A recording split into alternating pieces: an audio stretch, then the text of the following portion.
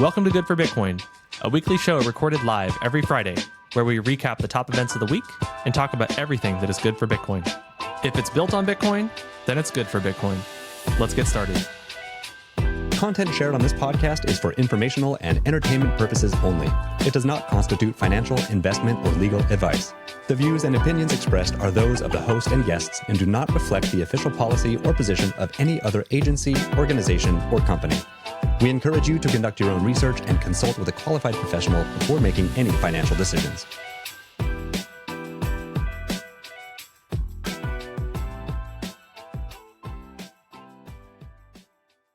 Well, hello, everybody. Welcome to Good for Bitcoin. My name is Brandon, social media manager here at Trust Machines. We have a familiar guest, maybe slightly unfamiliar guest, depending on how often you tune in. Jason and Shaylee, welcome to the show. Thank you, Brandon. Good to be here. Glad to be here as not an audience member, but a guest. Yeah, Jason. Yeah, Jason, I think people might not be familiar with what you do. You're definitely a little bit more behind the scenes than maybe Shaylee or I, if you want to introduce yourself. Yeah, absolutely. So I am the marketing and comms manager for Trust Machines, including all of our apps. So I've been in the space of Bitcoin building for almost 3 years now. Before that, I've been doing behind the scenes work in PR for crypto and Web3 projects for the better part of 7 years. So quite a while since the ICO days. So been around a lot, but like you said, Brandon, I like to stay behind the scenes as much as possible.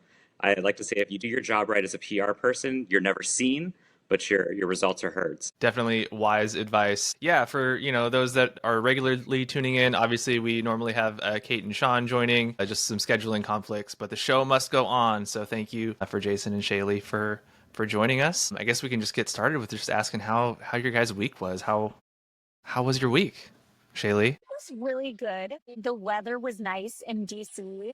It seems like there's good, because I live in DC, I'm just aware of what's happening on the regulatory front, which I know we're going to talk about later, but things seem to be on a good path for us. So yeah, I mean, I'm happy and about like the potential for the industry, and summer is coming.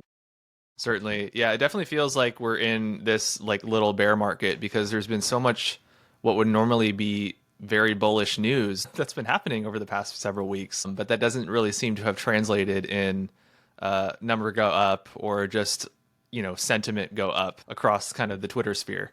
So Truly. But at the same time, we just got back from ETH Denver just about a week and a half ago. And the sentiment is still strong amongst communities. It's really great to like come back to work after something like Denver, where people are talking about building on Bitcoin and the potential of it that are in other communities. So it is weird, Brandon. It's like the sentiment online is very much different than in the trenches in a lot of ways. So positive nonetheless. Yeah, it's definitely very nice to be in this like community of builders where it just doesn't really matter whether, what the price is doing.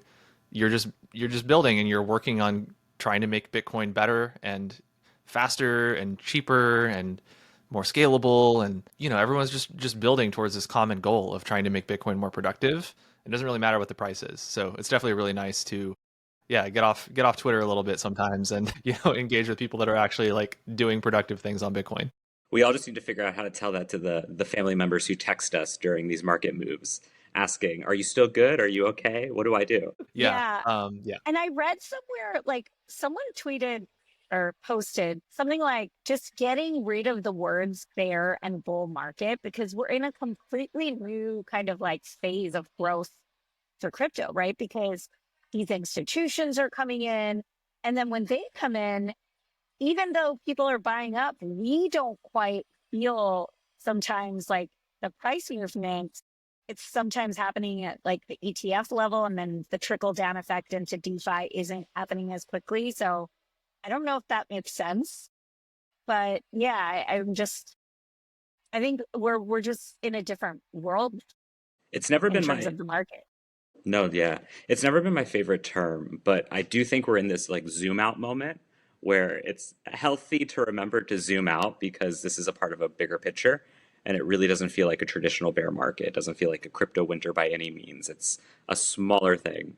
I saw someone use other references on Twitter to like kangaroo markets and stuff. And I just wonder, like, do we have to go with animals in the market? Can't we like broaden our range?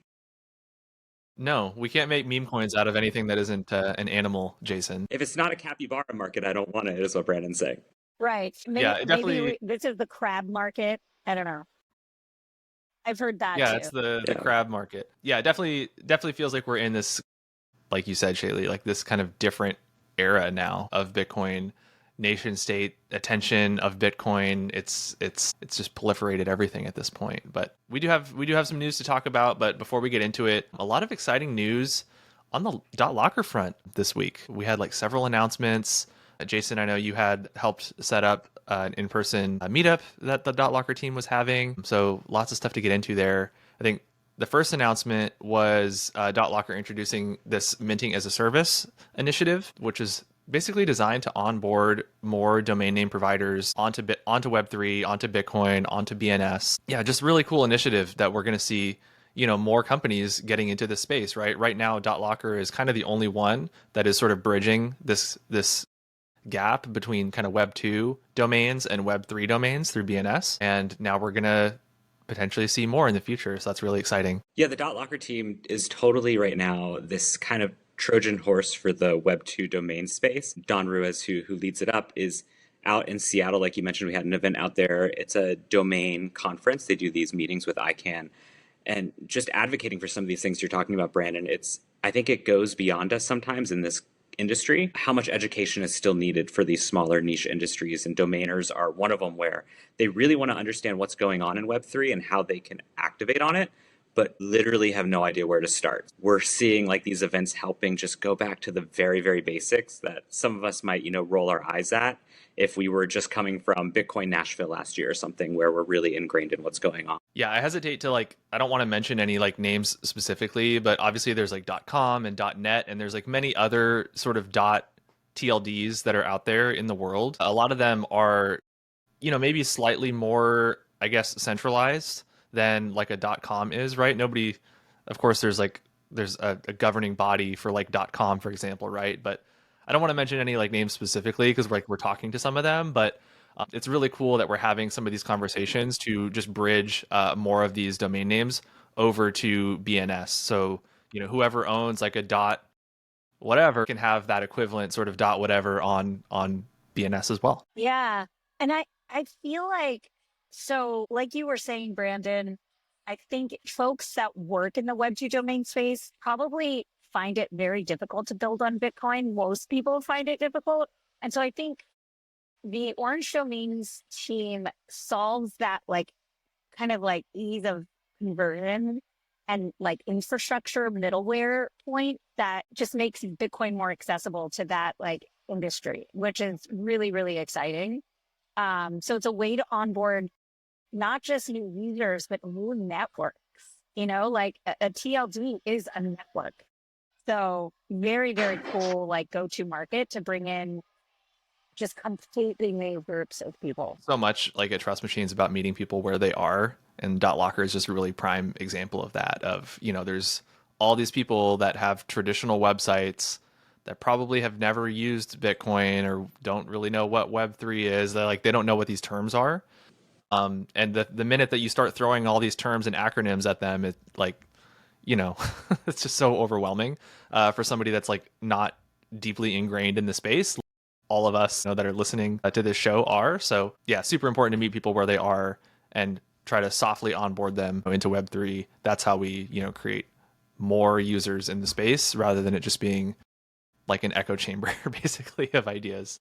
Yeah, we're on the marketing side of all this. We're at this point with audiences where we have to start abstracting away some of the stuff that we've been otherwise, marketing, because somebody who's a freelancer who has a dot whatever wants to get paid easily, but they don't want to understand the back end of what goes on in that. And BNS can solve that problem, but the complication and the friction of getting them there has to be kind of abstracted down for these niche different audiences. Yeah, definitely.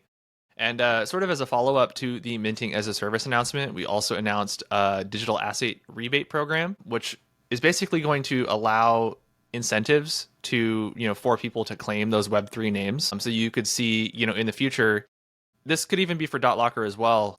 Registrars would kind of sign up to offer this. It would be, maybe you register a .Locker on this one registrar, and they give you like $5 in Bitcoin to go and claim your BNS name. And that's just sort of an incentive to, to help people, again, like incentivize them to come over and experience Web3 and try it out and claim their name.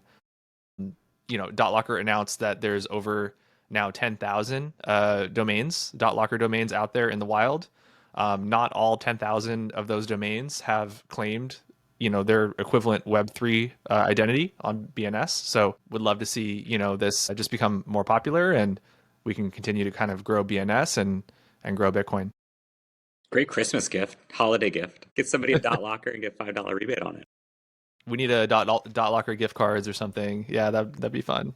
We're planning very far ahead. It's only March, but Christmas we'll be ready. Exactly.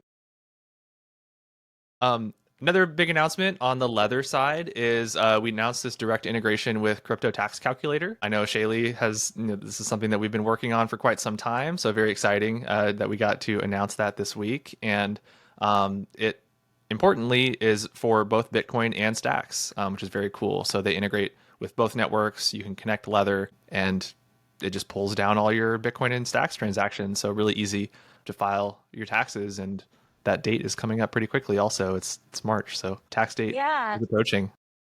It's surprising, like how many of the crypto tax companies just recently added support for layer twos, right? And Bitcoin. So ordinals, runes, stacks. So that's really great because, it's a chore to do taxes if you have to like manually kind of like gather things from different wallets and things like that. I think having native integrations really, really help people. So very cool that they did this. Yeah, it gets so complicated so quickly when you're bridging things from one chain to another and needing to keep track of the cost bases for your NFTs and like just all the just really complicated things that are associated with taxes. So yeah, very cool that we have a lot more of these integrations coming out now recently, which is again just in time for tax season. It's a good time for Stacks to get integrated there. We did do a little giveaway with them as well. I think we wrapped that up this morning, but we gave out 5 trader sort of licenses, I guess, for Crypto Tax Calculator. So five folks get to do their taxes, their crypto taxes at least, for free, which is pretty cool. Cool. I think that kind of wraps up I'm jumping ahead. That wraps up our Trust Machines news. Now we can move on to kind of some of the public company acquisition news that we always like to highlight. So Rumble, video platform Rumble, announced this week that they acquired 188 Bitcoin for $17.1 million. Curiously, this month, MicroStrategy, has not purchased any Bitcoin, which is a little interesting. They haven't purchased it since February 23rd or something like that. So it's been a couple weeks that they've not purchased anything, which is not like them. I did want to share, there was this one graph that I found really cool.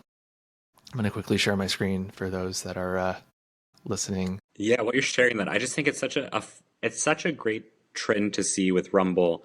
More and more of these companies taking not only the approach of bringing Web3 culture into some of their marketing strategies and stuff, but like really putting, I don't know, lip service, putting pedal to the metal, whatever you want to say. I don't know the right phrase, but really like owning up and like bringing in an actual Bitcoin strategy. It's something that, like, I don't know, we've been talking about year after year, that these companies, they're talking about it, shareholder meetings, boardrooms are discussing it. And now we're really starting to see month over month bigger and bigger names like picking up the torch from MicroStrategy or now Strategy and doing these things. And I love to see it. I think it only makes other companies more bullish on the idea that this is a real hedge against inflation.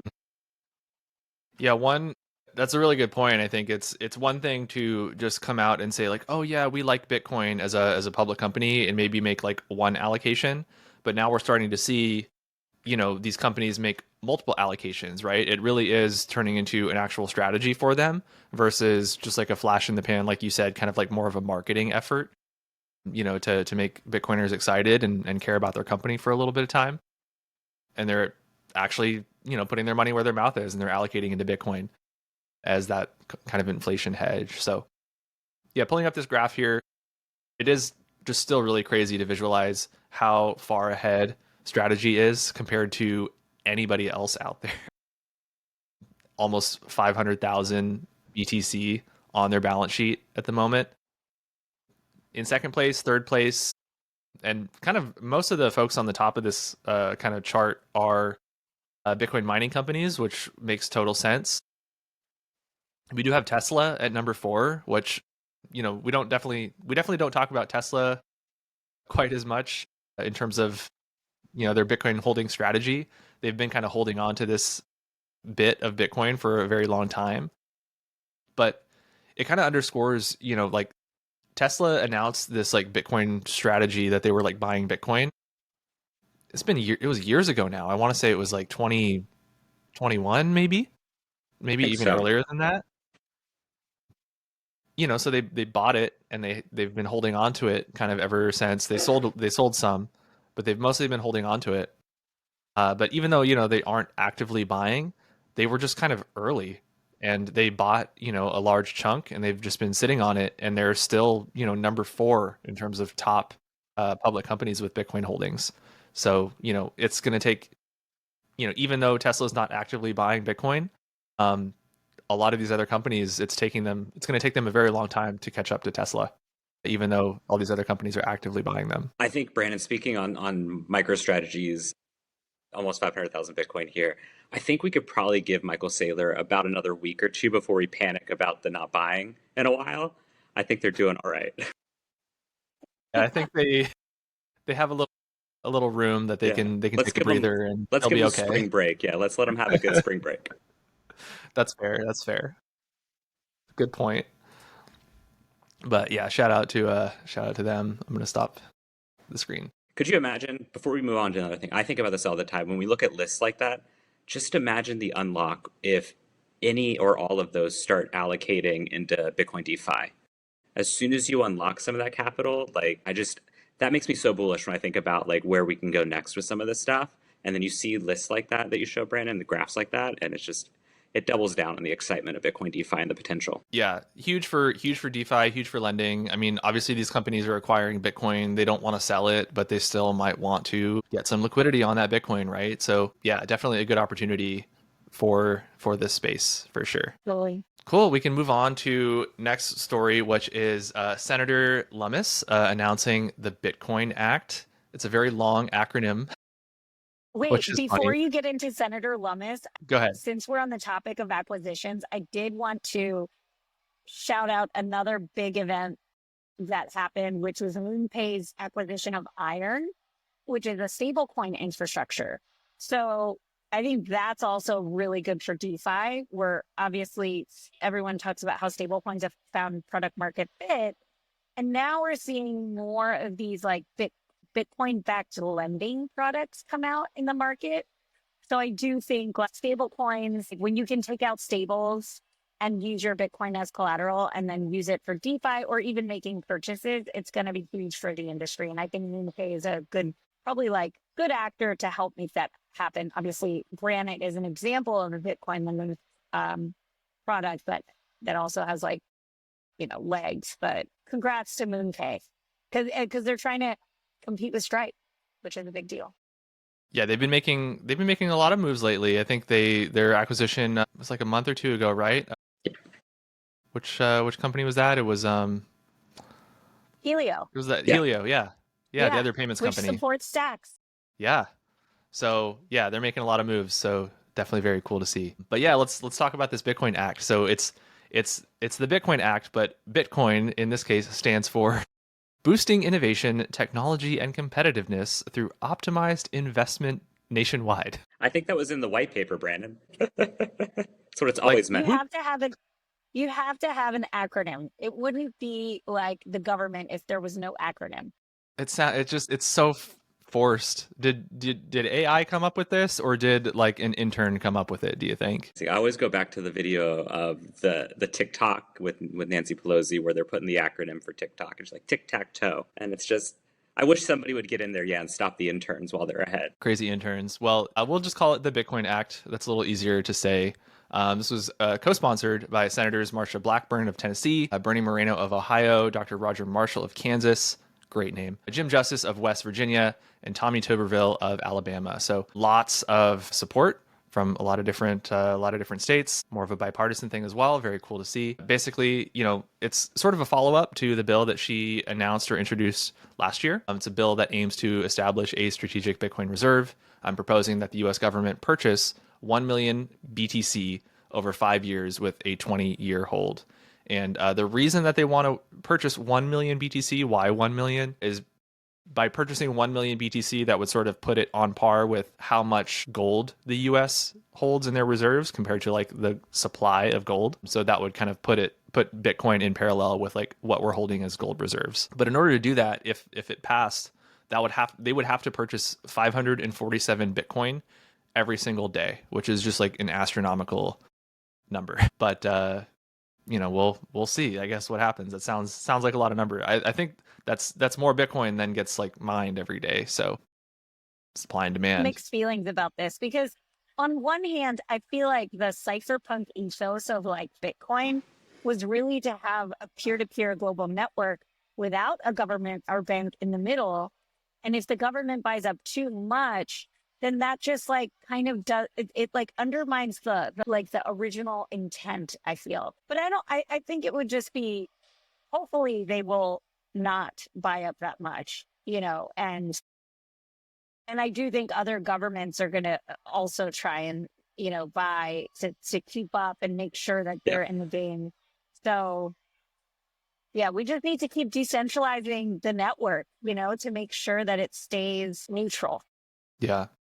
Well, we haven't talked too much or given too many updates on what the states are doing with their like strategic Bitcoin reserve proposals. There's a lot of them that are in the pipeline. I think there's about 20 or so states that are in various stages of their own kind of bills on the state level. There hasn't been, I think, a lot of updates in the past couple of weeks at the state level. Certainly, like last week, we talked about Trump's executive order on the strategic Bitcoin reserve, which it wasn't like this where it's saying like, oh, we're going to go out and buy Bitcoin. It said that they would look for ways to acquire Bitcoin in a sort of budget neutral kind of way that wasn't going to cost the taxpayers anything. And even though 547 Bitcoin daily does sound scary, like that's a lot of Bitcoin every day to reach that 1 million, it does say in this bill that it would be paid for by diversifying existing funds within the Federal Reserve System and Treasury Department.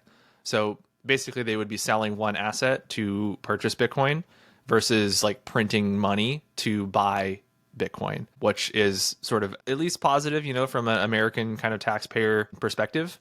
It would be interesting to, I mean, that's so much money. It'd be really interesting to see like, okay, well, what would they actually be selling more specifically to sort of account for that? Because that's a lot of money for 1 million BTC. You have to, of course, imagine over that 5-year period, the price would probably go up if this were to get enacted. So that's just a big chunk. So I mean, we'll see. If we diversify away from gold, I don't think that's the worst decision that we can make as far as diversifying what we have on the U.S. Reserve as it is.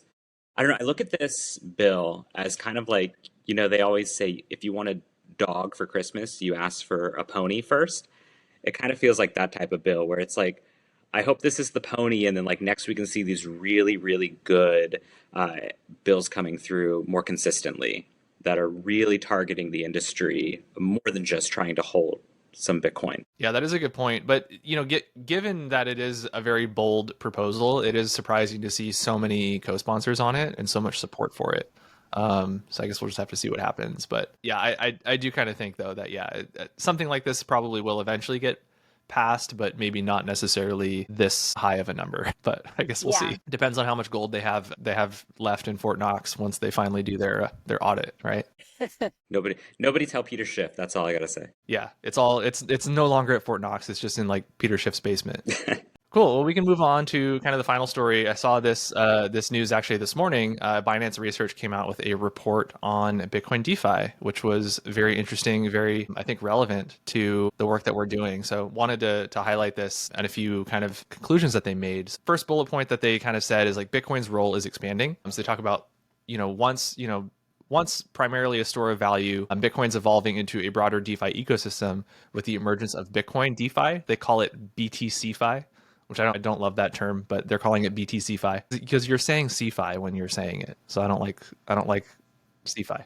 But a sector aiming to unlock Bitcoin's capital efficiency through financial applications such as lending, staking, stablecoins, decentralized exchanges, among others. And with only 0.79% of BTC currently utilized in DeFi, BTCFi may present a large untapped opportunity, which is definitely something that we talk about quite a bit. This huge addressable market, over a trillion, maybe over 2 trillion, depending on the market cap of Bitcoin at the moment. I think it's under now, but over $1 trillion in assets that are just sitting idle, that are waiting to sort of be unlocked through BTCFi, I guess is what we're calling it now. So definitely resonates with me quite a bit there. I'll pause before going into more things. Yeah, I just skimmed over it today. I can't wait to go deeper into it, but it was great to see them mention some of the Stacks ecosystem too, as such a leader in the space. I think Alex was name checked as well as like Zest protocol. So it's just good to see more and more of this ecosystem building on Bitcoin getting credit for building. I'm not going to call it BTCFi. I don't like that either, Brandon. But building out this whole kind of DeFi ecosystem around Bitcoin through the layers. Yeah, we do need a term. BTCFi, I don't think is it though. It's not it, yeah. Yeah, I like that you said because it has DeFi in it. We just can't then. We have to call it Bitcoin DeFi. But yeah, I mean, yeah, let's get into it. But like, I do think they highlight some of the challenges in terms of you don't have great developer tooling, and that makes it really hard to build. So hats off to the builders that have like really stuck it out and like stayed focused till now. And they're going to get an increase in competition soon, hopefully, as this sector continues to grow. Yeah, that segues really nicely into kind of the next bullet point, which I know is something that you are focusing on quite a bit, Shaylee, which is Bitcoin lacks native programmability, making L2 solutions essential for Bitcoin DeFi growth. While Bitcoin L2s are progressing, they remain early stage, requiring further development, adoption, and liquidity incentives to scale effectively. Yeah, so that's exactly it. I think, we need connective tissue of like bridges and all the like different dApps in the ecosystem. We need stable coins, we need institutional investors, we need like institutional grade wallets. So like all of those pieces that allow liquidity to flourish in through different ways and from different sizes, like be it retail or like large institutions. And we still are building those pieces across the layer twos, right? So like I would say, argue all of us are kind of working together to make these things happen, but it is going to take time and a concerted effort for us to bootstrap and show them that we're capable of like getting, growing the ecosystem and bringing in that liquidity. It's just going to take time. Yeah, they But also I think by the talk end of the about. year, go ahead. Well, just they also talk about this importance of like there is a lot of Bitcoin that's currently on like in the Ethereum ecosystem, right, with like a lot of wrapped tokens on Ethereum. So they're talking about this need to build bridges and build ways for that liquidity that's currently on Ethereum to come into the Bitcoin ecosystem, which definitely makes a lot of sense. And just talking, but also like it simultaneously mentions that like Bitcoin can't just like replicate these existing models. It's kind of a different base of users on Bitcoin compared to like this degen audience that's on a lot of other crypto. I mean, of course, there's degens on Bitcoin as well, but you certainly see kind of a bigger spectrum there. So yeah, it's just really important to focus on that when you're thinking about kind of building on Bitcoin. Yeah.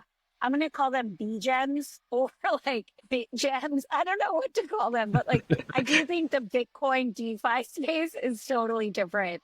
A little more conservative, than your average D-gen on Solana for sure. But I personally, having worked in the Ethereum community for a long time, I do think a lot of folks within the Ethereum ecosystem are going to start coming into Bitcoin DeFi because they already had experience with wrapped Bitcoin, but you couldn't do much, to be honest, with wrapped Bitcoin in the Ethereum ecosystem.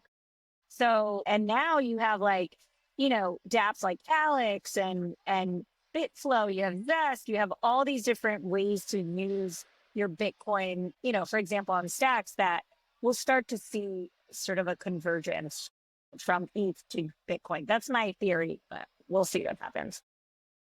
Yeah, how I sort of think of it is like on this sort of degen kind of spectrum with Bitcoin. Like Bitcoin is such a pristine asset that all of us want more of, right? And we want to preserve what we have, and we want to, grow what we have. So I'm going to be less likely to sort of like just throw my Bitcoin in some random new protocol or untested thing because I could risk losing it, right? I don't want to risk losing my Bitcoin. I want to keep my Bitcoin and I want to hold it. So I think that's the big difference that you see compared to other assets. If I was on Ethereum, for example, I'd be trying to get rid of Ethereum as quickly as possible, right? So I think that's the big difference compared to Bitcoin and other chains. Yeah, I think when it comes to like the audiences on Ethereum and other L1s that are similar, it's like the learning curve for them at where we're at with Bitcoin DeFi is easier. They've been there, they've been at this level, they've grown with their ecosystem. So they can slot right in when they're ready and activate. It's to your point, Shaylee, it's the ones who come in with traditional finance experience. And it's not that they're not degen in the traditional world, it's that they expect a different level of buttoned up, a different level of understanding of what control and security they expect that the tooling just has to catch up to. For sure. Cool. Well, that kind of wraps it up for the week. I think it was a little bit of a slower news week compared to last week. Those are the main things. I don't know if you guys saw anything else that you wanted to mention or highlight for this week before we start to wrap up. No, I think we did a good job covering a lot of this stuff. Obviously, there's smaller stuff that happens day over day, and there's big news in like our little ecosystem, but it's all good for Bitcoin, and you do such a great job on Trust Machines handle pushing all that stuff out there. So it is all good for Bitcoin. Thanks, Jason, for the soundbite. It'll be interesting to see what announcements are made at DAS, the Digital Asset Summit, next week. So I think we'll have some interesting things to discuss post that summit. I like the narrative coming up around DOS right now about bringing more events back, more Bitcoin events back to New York. I keep seeing this pop up. We have a lot, in Toronto, the one in Denver, we have a lot overseas. I would also love to see more events come back to New York. There's such a hub there of Bitcoiners and crypto people in general and institutions. So hopefully DOS brings that energy back. Definitely. We'll look forward to that. One funny story really quickly on that. So I go to New York a lot on the Amtrak from DC. It's like a very frequent route for me. And I kid you not, the announcer from the cafe cart was like, we accept Venmo, PayPal, Apple Pay, but not Bitcoin yet. And I was like, that's not hilarious. He said it multiple times during the ride. And I just was cracking up and I had to go talk to him. And I was like, is this something that you frequently talk about with people at the cafe cart? And he said, I've had a few people ask me, but really I do it so that people who are in the industry will come talk to me. Oh my gosh, that's so cool. Funny. Yeah. Yeah. What did you mean by yet? Do you know something? Well, maybe he'll be able to announce it officially soon. Who knows? We'll see. Yeah.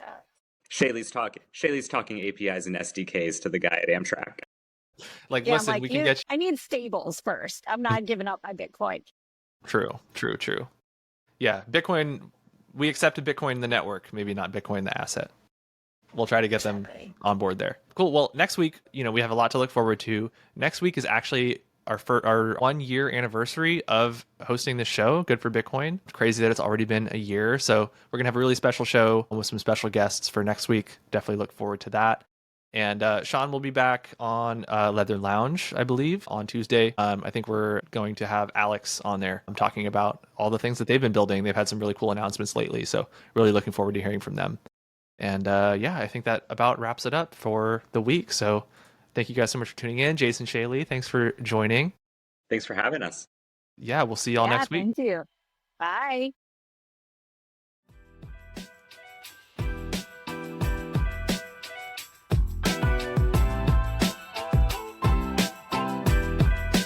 Thank you for listening.